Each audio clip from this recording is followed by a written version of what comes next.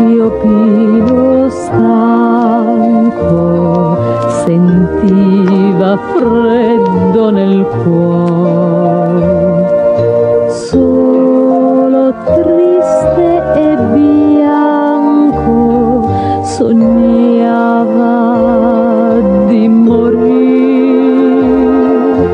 Un bimbo assai malato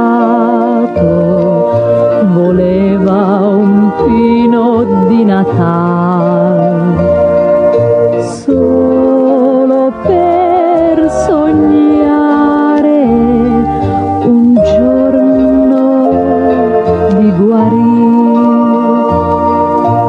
Una stella in cielo volle esaudire l'ultime speranze del vecchio e del piccino.